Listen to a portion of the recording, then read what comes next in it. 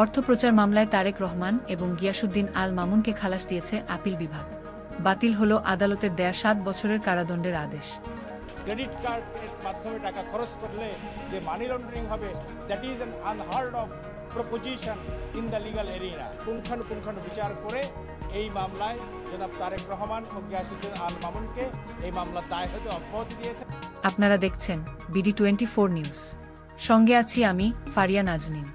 অর্থপ্রচারের অভিযোগে করা মামলায় বিএনপির ভারপ্রাপ্ত চেয়ারম্যান তারেক রহমান এবং ব্যবসায়ী গিয়াসউদ্দিন আল মামুনকে খালাস দিয়েছে আপিল বিভাগ। হাইকোর্টের দেয়া 7 বছরের কারাদণ্ড বাতিল করা হয়েছে।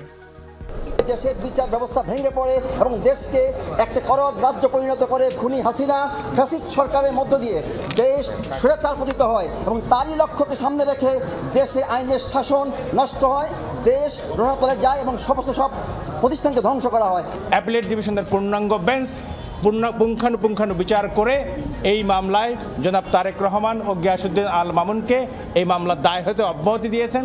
এই আপিলে আজকে যেটা রায় হলো, এটা মেনলি বেসিসটা হচ্ছে যে লিগ্যাল ফর্মালিটিজ যেগুলো আছে, প্রসিডিউরাল ল, এইগুলা সঠিকভাবে ফলো করা হয়নি। টোটাল কেসে তারেক রহমানের বিরুদ্ধে লন্ডারিংয়ের কিছু নাই।